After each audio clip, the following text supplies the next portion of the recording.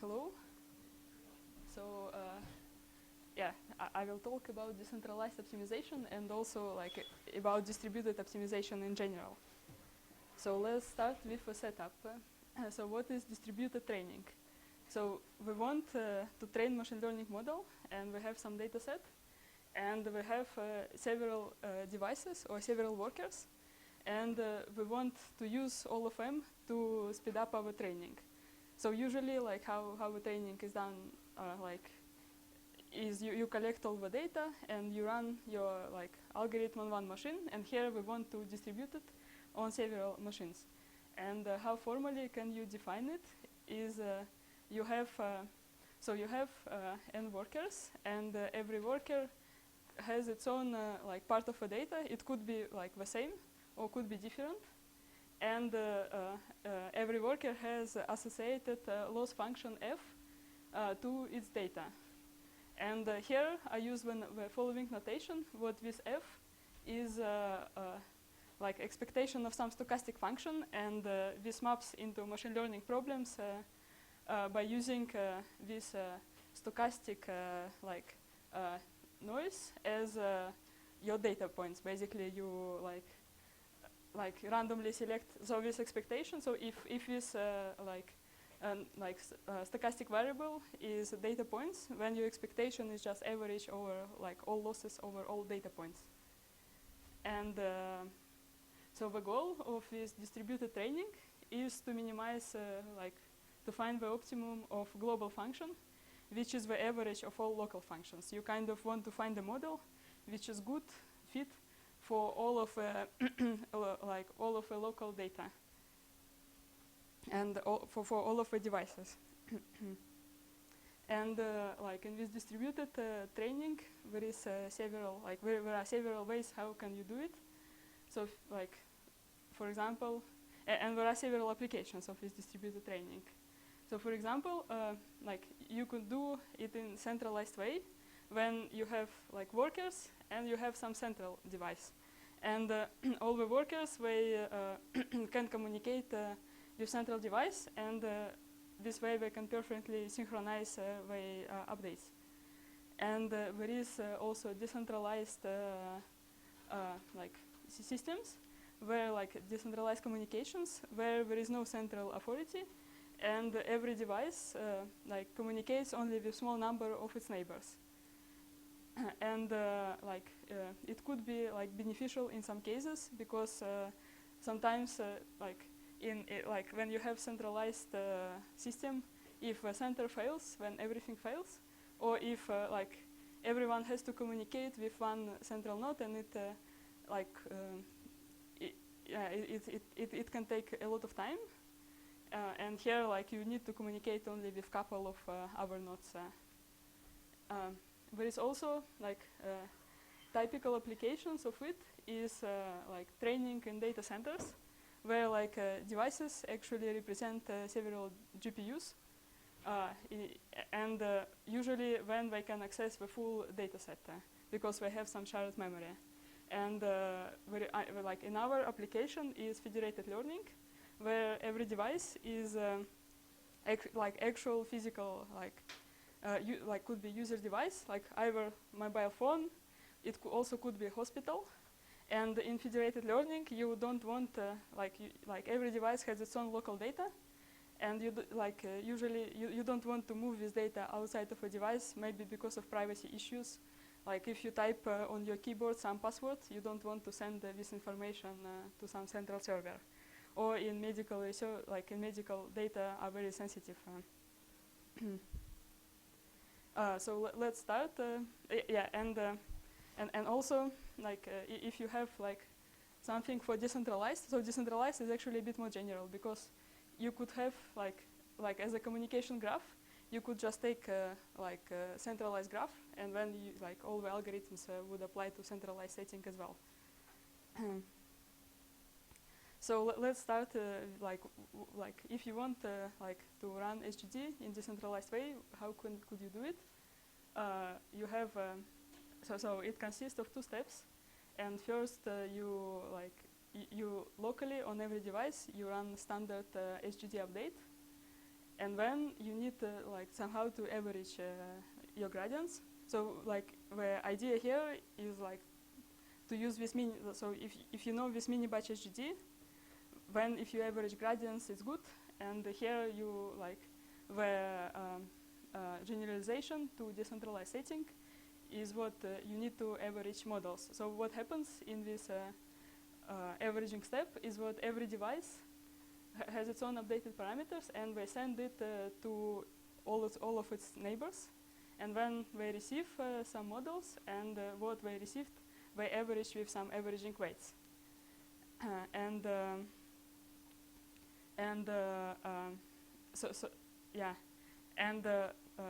So to converge, you can also not like if you use this matrix notation.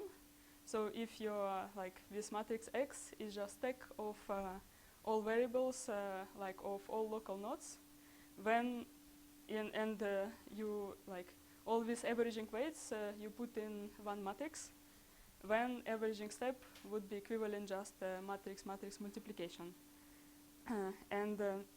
To converge, you need to like impose some assumptions on your matrix. Like if you use arbitrary like weights, it will not converge. And so what do you need to do? So you like first your matrix has to be doubly stochastic. So the weights has to sum up to 1.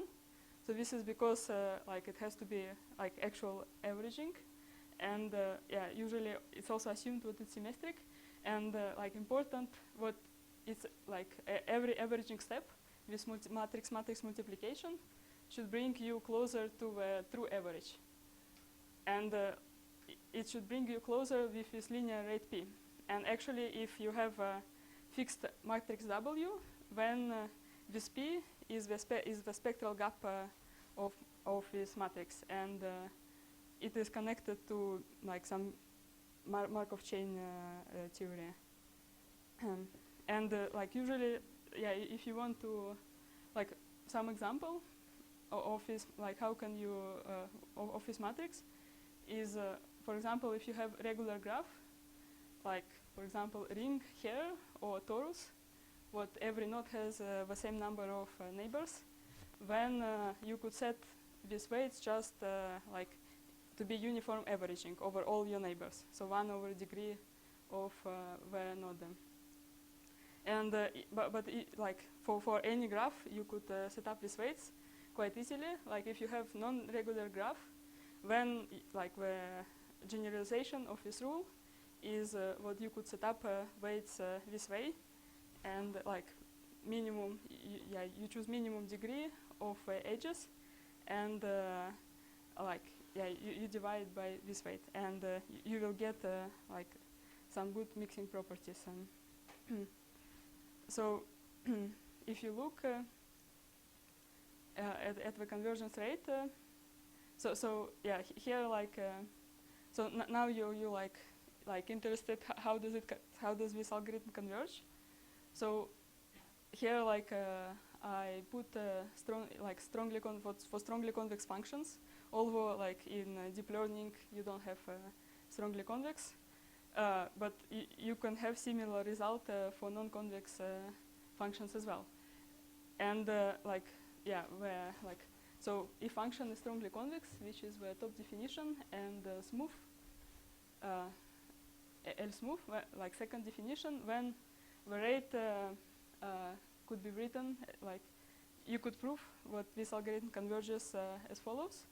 And so this convergence rate consists of 3 terms. So the first term is the stochastic noise.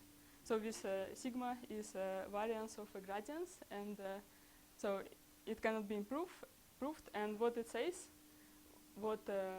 like if you have like n workers, then like using this algorithm you can converge n times faster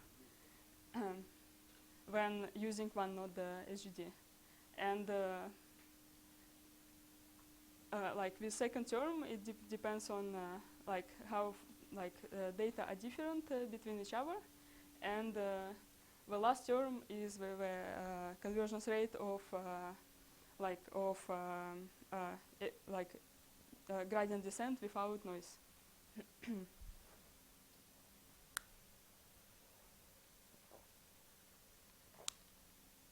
what's the dependence on the initialization?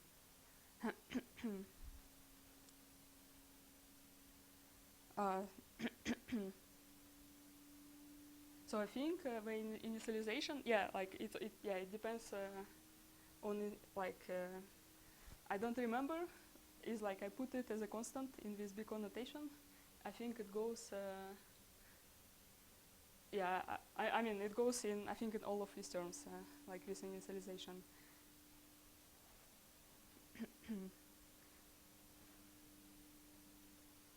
And if you want to look at how it works in practice, then if you compare, and basically, okay, what this rate says to you is so this is the first term is actually the slowest term of conversion. So if you have, so t is number of iterations, and if you have a lot of iterations, then this term is what dominates your conversions. And this is the same term which you get in centralized systems. So you actually get what, using decentralized stochastic gradient descent, you converge approximately with the same speed as centralized. And you can get but you get some improvements in communication and other parameters which I said. And here this is the graph which you can see how this stochastic noise and how this data similarity affects actually convergence rate. And it basically so this term dominates only when stochastic noise is big, and when it's big, this data similarity does not matter, and when these other terms they actually affect convergence rate in some settings.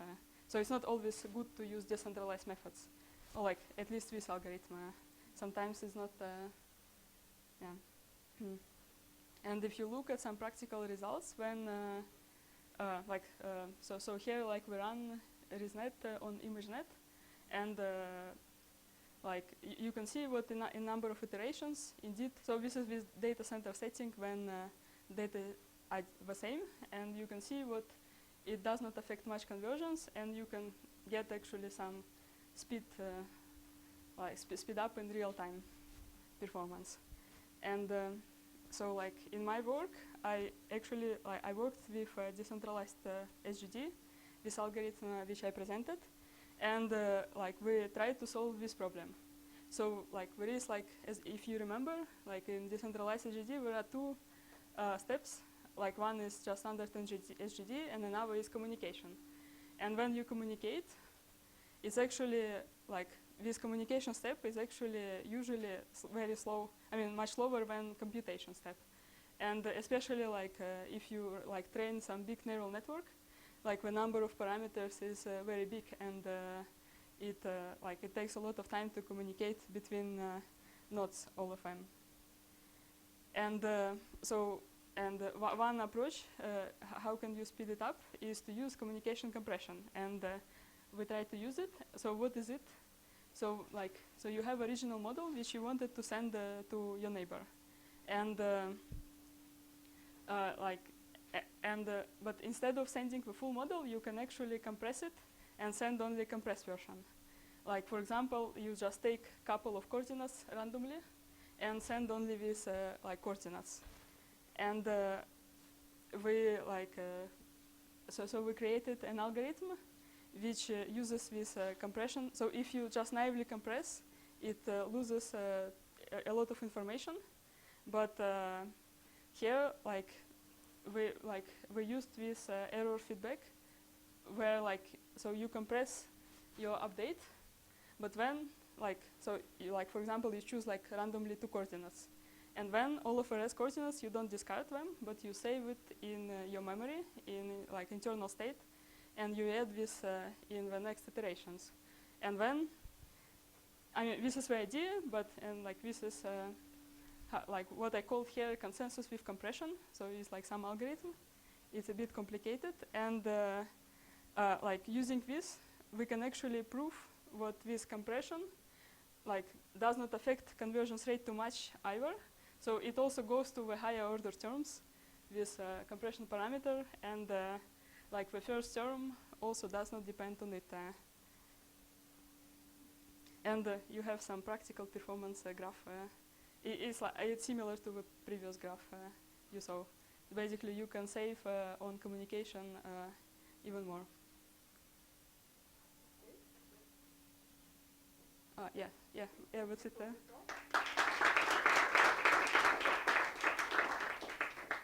while the speakers are switching, please the next speaker come. We have time for one question, if there is one.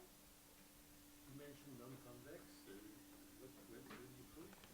So in non-convex, we prove that the gradient goes to 0. So it actually means what you converge. You can even converge to the maximum point, or like to saddle point. But the norm of a gradient goes to 0, basically. But in what time? You have control of the time when this happens? Yes. Okay, I can show you the rate later. Okay. Thank you. And so the next one is by Greg Loop on constructing a provably adversarial robust classifier from a high accuracy one. Yeah, it's too complicated of a title. It should have been adversarial robustness. Okay.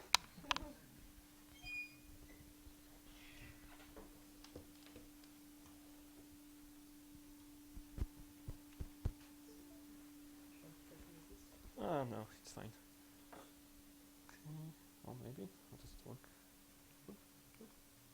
No, it's too complicated. Okay.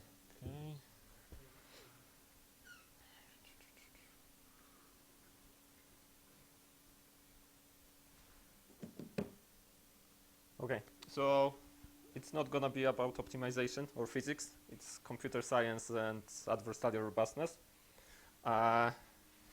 So, what is adversarial robustness? So, models that people develop in practice begin to achieve superhuman performance, but the deployment in real world is slowed down by that phenomenon of adversarial examples. And what is that? It happens that in practice, for most of the inputs, X, an adversary, a bad guy, can develop a small perturbation, delta, such that when it is added to X to produce X plus delta, the new input is misclassified. So for instance, here on the left, we have a picture of a panda, and it's correctly classified as a panda. But on the right, after adding some noise, which you cannot see any difference, it is classified as a gibbon, as something else. And what is the situation of the field? So it is like an arms race in between defenses and attacks. So the story started when the first attack was designed. So it was really simple. Imagine you are the bad guy, and you get an input X, and you want to make the network misclassify. So what you do, you just look at the gradient of the loss, and you move in that direction, and it just happens that it works. So then came the defenses. For instance, what you can do. So the first ideas were to somehow hide the gradient, to mask it or make it like sometimes really high, sometimes really low, or add some randomness in the network. And it appeared to work at the beginning, but then new attacks came, and they broke the previous defenses, and it goes on like that for a couple years now.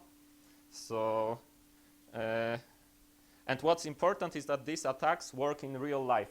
So for instance, what you can do, you can have, let's say, a stop sign in the real world, and you put some stickers on it, and you take your Tesla or whatever your system in real world, and you drive in a car, and it robustly predicts or classifies the stop sign as something else. Let's say drive at least 100 kilometers an hour. Good. And I like this tweet from Ian Goodfellow. He is one of the creators of the problem.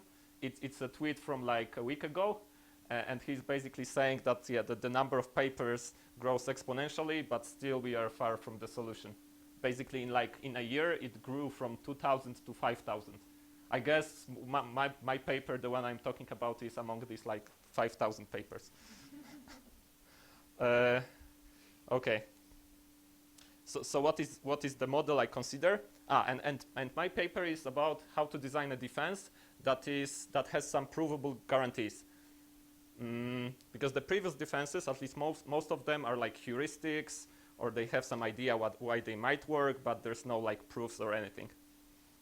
So the model I consider is as follows. There's some complicated machine learning pipeline that thing.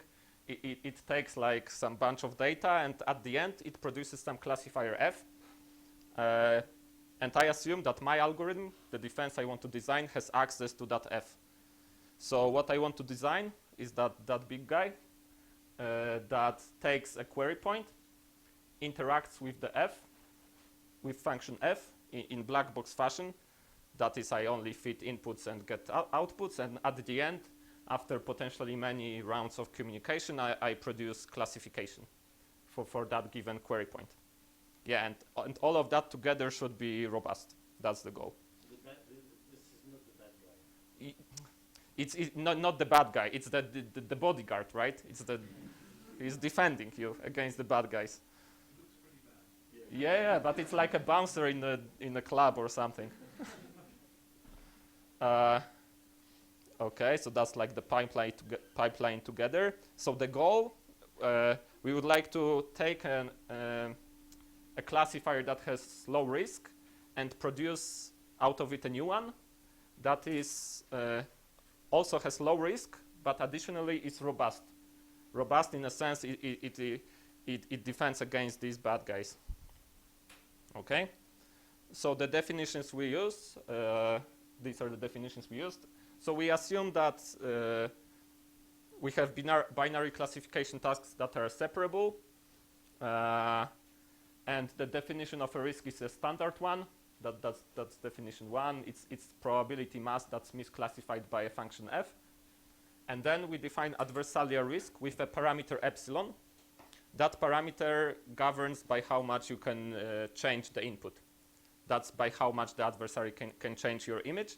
And then it's what is adversarial risk of a function and a parameter epsilon is probability mass for which there exists a perturbation which is bounded in L2 norm by that parameter that causes your model to misclassify. So the picture you should have in mind is like this. So yellow is one class, blue is the other class. For simplicity, you should think that the distribution is uniform on these two classes. There is some separation in between them. We assume the separation, we will call the separation epsilon. We have to assume some separation because otherwise, in a way, the problem doesn't make sense. Okay, and then for a classifier, here, for instance, that vertical black line, that's a decision boundary of some classifier. The risk is the volume of the red regions, and the adversarial risk is the volume of red regions plus pink regions. And the best classifier, intuitively it should be clear, is the one depicted with the dotted lines, because it's like separates the two classes with the biggest margin possible. Okay, so the idea for the algorithm is based on randomized smoothing. This is related to like the conjectures I had before. So what's the idea? You get an input, and to classify that input, you first add a random Gaussian noise, and you use your underlying classifier f to classify the noise version, and then finally you return as your output the class that was returned by f most often. So if you look at inputs as points in Euclidean space, it looks something like that. So on the left, I depict decision boundary of classifier f, and each color corresponds to a different class. And then when you want to classify the point x, you imagine a Gaussian around it, and then you return the class that is returned most often under that noise. So on the right, you have like probabilities of returning green, pink, blue, and yellow. And in this case, you return green. So you can write like a formal definition that's easy. You basically take an integral of a Gaussian around your point. And what's important is that you can implement that in the model, I consider, because what you do, you just sample random Gaussians, you add them to your input, and then you ask the underlying classifier f you have for predictions, and then you combine the results and you return the class that was returned most often. Okay, cool. So that idea was there before, and now the question is, does it solve our problem? The answer is no. So imagine a case like that. So yellow and blue are the two classes, and then the black line is a decision boundary of some classifier, and that decision boundary is such that the risk is 0 because it perfectly separates the two classes. But if you look at this point x and draw, like, imagine a Gaussian around it, more than half of its mass lies on the other side of the decision boundary. That is, if you do your smoothing procedure, point x will become misclassified. So, and you can engineer based on this idea situations where, like, you start with a classifier of risk 0, but you end up with a classifier of risk close to 100%. And what's the problem here? The problem here that when you do the smoothing, you do the smoothing also over stuff outside of your data distribution. So yeah, like a natural fix is to, if you can do it, just smooth over the data distribution. That is, you do more or less the same as before, but you add this factor, which is the density of your data distribution, and then you don't take into account points from outside of your set. But still, that doesn't work. You can construct configurations such that you start with a classifier configurations in d-dimensional space, such that at the beginning the risk is really small, like 2 to the minus d, let's say, but after the smoothing it becomes like 100%. Okay, and finally we get to our idea. So so imagine you have a partition of Euclidean space into cells of diameter at most epsilon. Then what you do, epsilon is the separation between the two classes. Then what you do, you define your G, the smoothed version of f, as f smoothed over each cell independently. That is, each cell, points in each cell after the smoothing will be classified as the same point. So here is a beautiful visualization how it works. So you have like a decision boundary of the initial classifier f, that's the vertical line, and then a cell is painted green if after the smoothing all the points are classified correctly, and it's painted red if there are errors after the smoothing. Okay, cool. So now the question is what what partition should we use?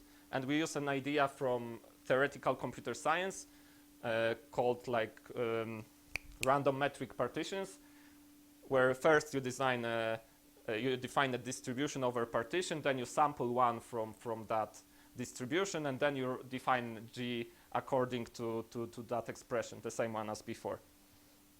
So for our case, it looks like that. You first take an epsilon net that covers distribution or the space, that is like these x's, points which are like far away from each other, but still the balls around them cover the whole space. Then you take a random permutation of that net. You construct, you do a ball carving in that order, and that's your permutation. Beautiful. I'm sorry, I didn't get that. Could you say explain again? Okay. So let's say you have epsilon net of RD, that is a set of points such that each two are at least epsilon away from each other, and such that the union of balls around these points of radius epsilon cover the whole space. Then you take a random permutation of these points, and the first cell of the partition will be a ball around the first point. The second cell is a ball around the second point minus the first ball. Then the third ball minus the second and the first one, and so on. Okay, so that's the algorithm, and the result we get is as follows. For any classification task in RD that is separated by epsilon, when you do that procedure, you get a new classifier G that has the following two properties. The risk grows at most by a factor of 2 compared to the initial risk, and the adversarial risk is also really small. It's like the initial risk plus some small constant, but for perturbations that are at most epsilon by d. Remember, the separation between the two classes was epsilon. We can only get the result for like d times smaller perturbations. But at least that's something. Okay, cool. So is that it? Did we solve the problem?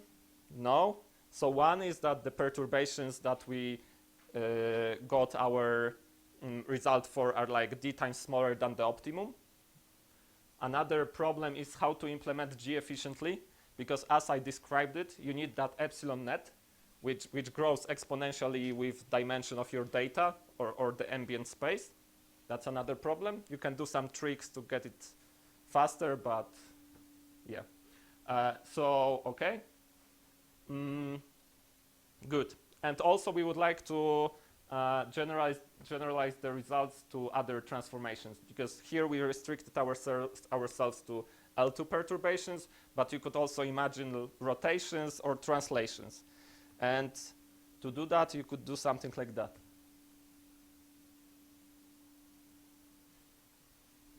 Good?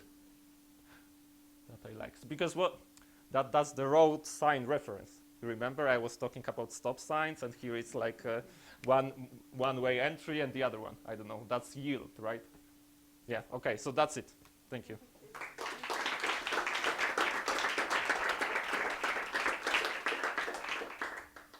So while the speakers are switching, do you have time for one question? So maybe I misunderstood something. How do you ensure that when you have these epsilon areas balls, that you don't misclassify after this movement? So the cells are separated by, the cells have bounded diameter. So one cell touches at most one class.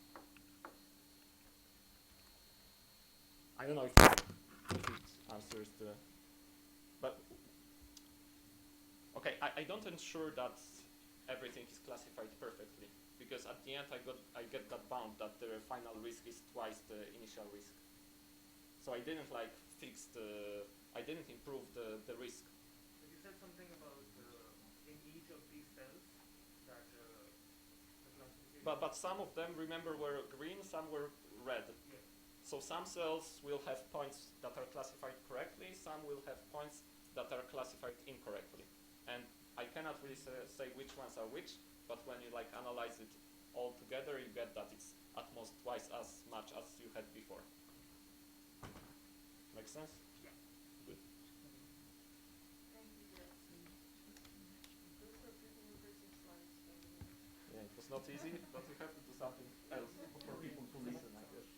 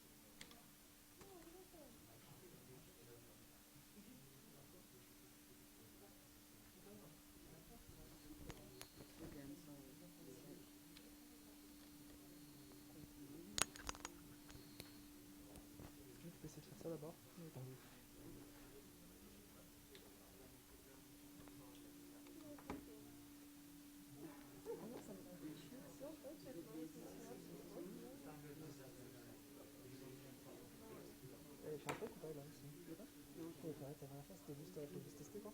Ouais, ouais. Adresse.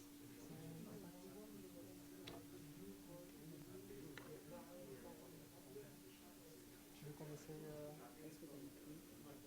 Attends. T'as ton truc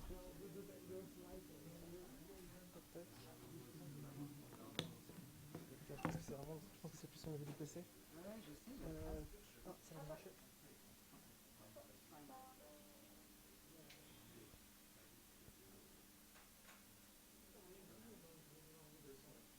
Cool.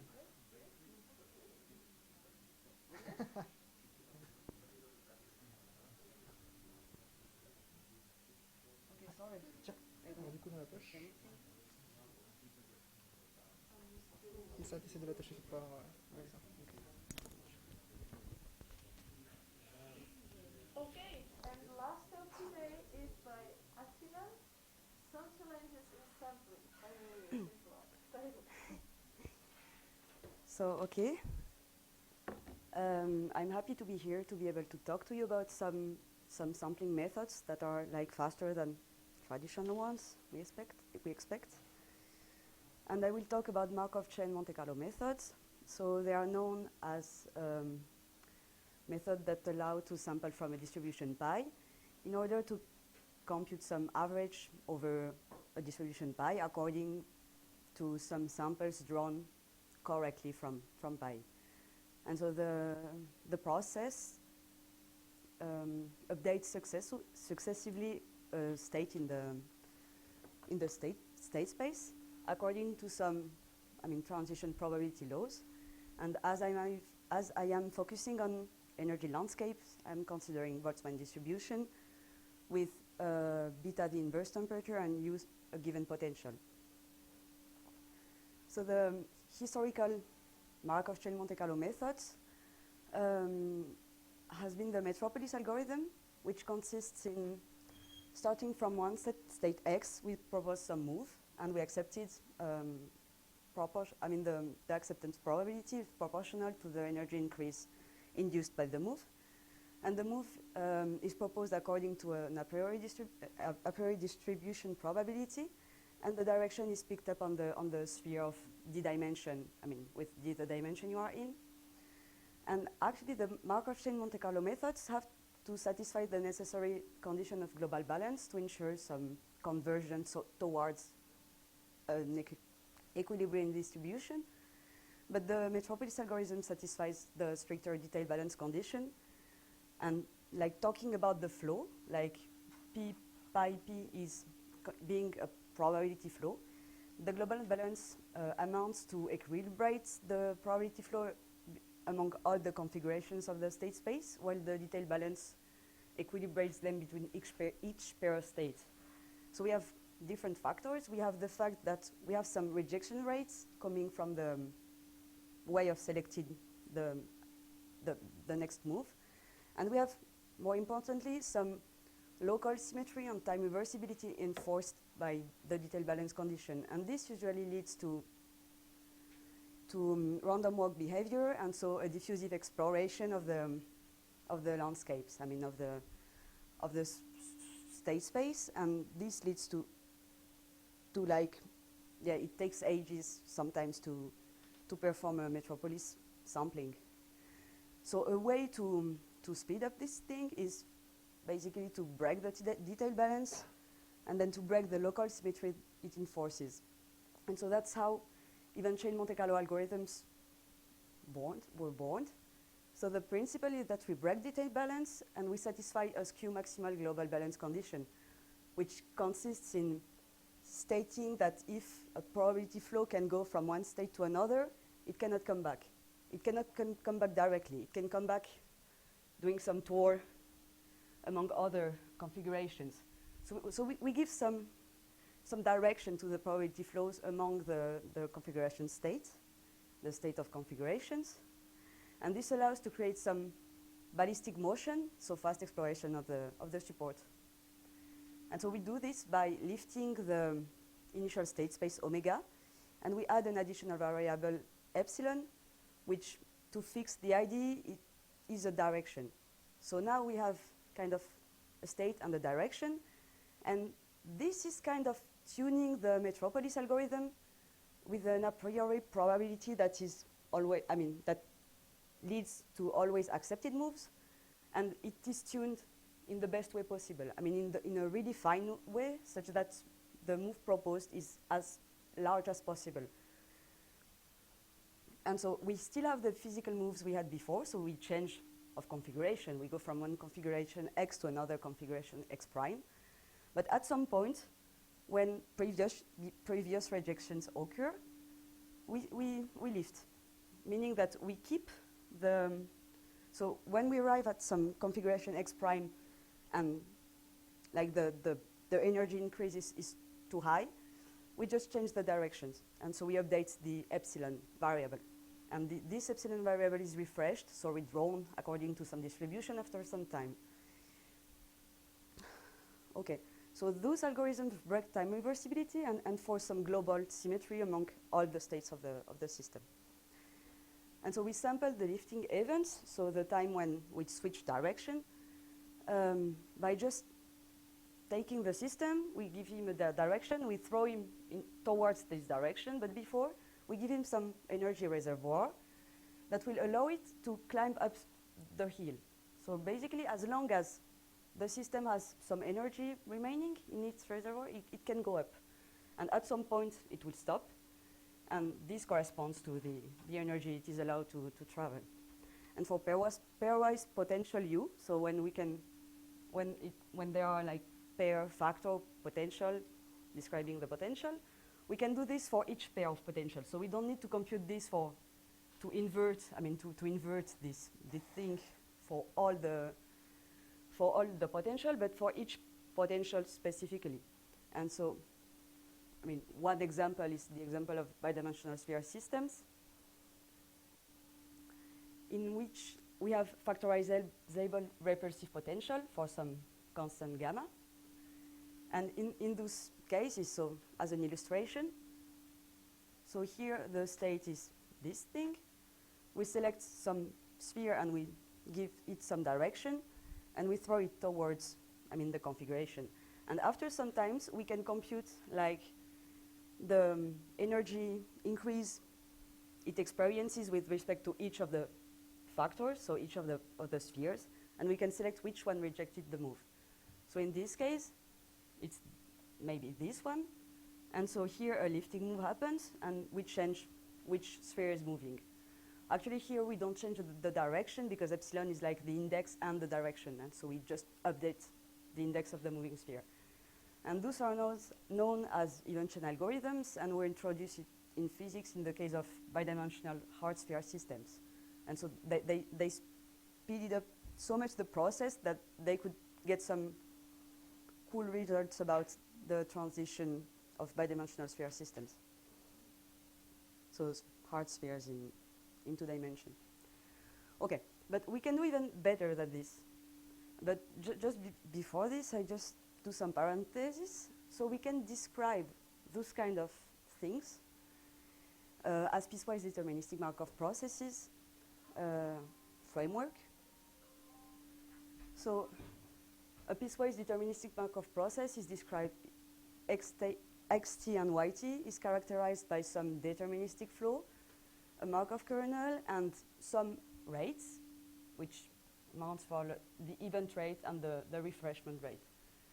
So those, the probability of, this process defines some Markov semigroup, and so we get an infinitesimal generator that gives like the infinitesimal way the process moves during the time, so it gives kind of the dynamic of the system. And so we have some term associated to the transport, so when the system moves. We have a term associated to the event, so when we have this lift, and so we change the lifting variable. And we have a term that refers to the refreshment. And for so it was adapted in Davis. So here y is really the direction. Sorry? So in this case, the extra variable is the direction. Yeah, this is a kinetic PDMP. So yeah, here yes. Just reading the generator. Yeah. and we computed along the direction. Yeah. And so for the spheres, just to make it more clear, maybe the variable is like the direction and the index. We have a set of Markov kernels because we have like factorized potential, and so the event rate is just the sum of all the pair event rates. And so we just write the generator like this. And I show you this because this is nice.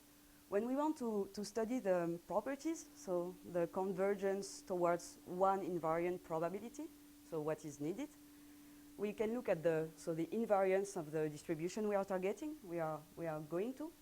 And so we are just integrated this generator for f, a function like sufficiently smooth, on the distribution we want to target and the distribution of the extra variable.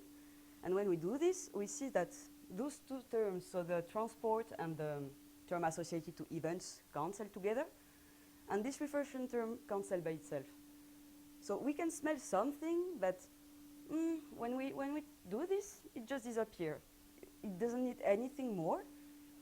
So actually, okay, we need the invariance and also the ergodicity of the process to make sure that starting from any state in the system, we can access any other state in the system. So this needs to be ensured. And when we look at this in this framework, we can get some rates of convergence and so speed of convergence. And to prove ergodicity, it's really much easier with refreshments. That's why, I mean, this is quite nice to have it. But if we decide to remove this, what could happen? So, okay. This is kind of, we can see this thing as a particular case of a more generic PDMP, like really irreversible, global symmetric, but we kind of add again some reversibility in the process because we come with some direction and we leave with the same direction. So this is still a one-one picture. So we don't really go back, but we don't really change enough to really be efficient. I mean, it's really efficient, but we can perform more. And so if we decide to design something without refreshment, we can end up with like forward even chain Monte Carlo algorithms, where at each lifting time, so each time we change the lifting variable, we update, I mean, we update both of them. So each time we change something, we change both the configuration and the direction. So we don't only center the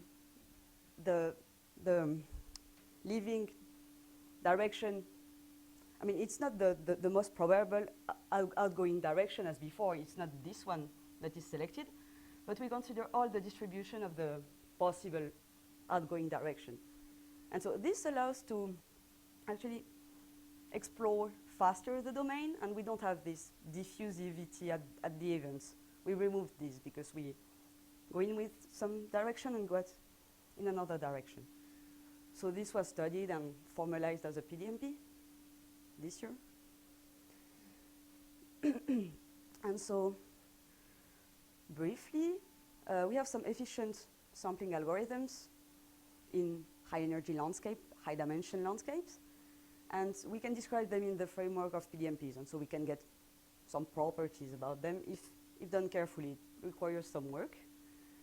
And in some recent work, those person adapted a PDMP that is like not so efficient than the forward, but still, who did some Bayesian inference by sampling directly from the posterior distribution, so making the posterior distribution the invariant distribution of their process. And so in view of this, we were wondering if maybe,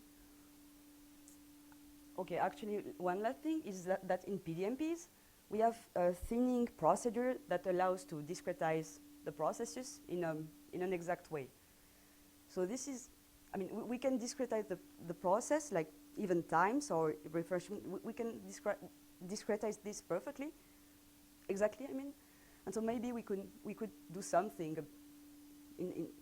maybe in stochastic gradient descent. But we are also really interested in how PDMP scale with the dimension. I mean, with the complexity. We don't really know this. Because when it is known, okay, we know where to go, but when we don't know nothing, how it scales. And we are also open to any idea. I thank you.